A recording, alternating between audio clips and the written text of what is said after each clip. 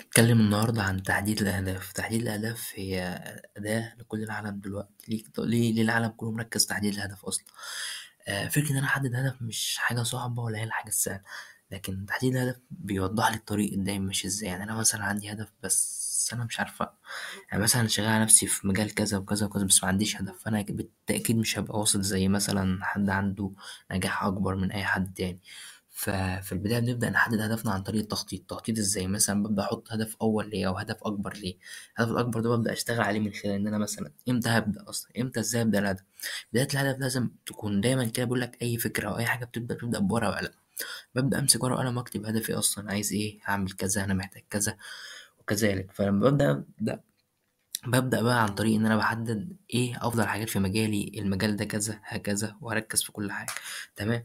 ففي حاجة تانية برضو، الدوافع. في دوافع بتخليني أستمر. إيه الدوافع اللي بتخليني أستمر؟ مثلا عايز أنجح زي الشخص مثلا عندي في المجال بتاعي. مثلا لو أنا في مجال الكورة عندي محمد صلاح مثلا، نفسي أكون لعيب كورة كبير زي محمد صلاح مثلا.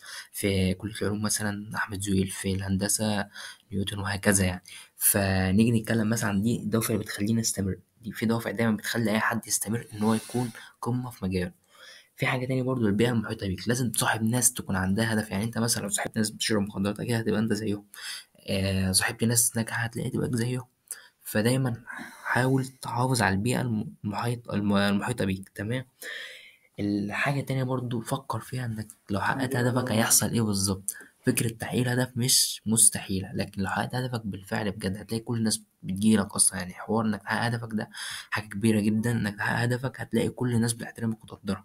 وغير كده كمان انت تحس بمتعة في حياتك، انك ما ضيعتش حياتك في حاجة فاضية. فدي كانت حاجة كبيرة جدا من انك ازاي تحدد هدفك اصلا. طيب دلوقتي بقى تفتكر انك تقدر تحقق هدفك فعلا؟ طب ليه لا ما تفتكرش انك تحقق هدفك؟ كل واحد فينا يقدر يحقق هدفه، بس احنا دايما كل واحد فينا بيبقى عنده كسل. حال الانسان دايما بيتجه للكسل.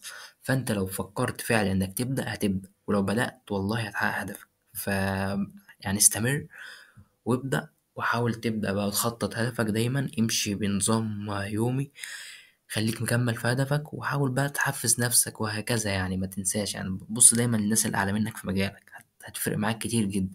ففكرة انك تقدر، لا انت تقدر، تقدر بجد. امتى اوصل؟ لا، اكيد هتوصل في الوقت اللي انت تتعب فيه. يعني وقت ما اول وقت اللي انت ربنا هيشوف انك قدرت تتعب فيه جامد هتلاقي نفسك وصلت. فده كان فيديو النهارده. فاتمنى انكم تكونوا استفدتوا.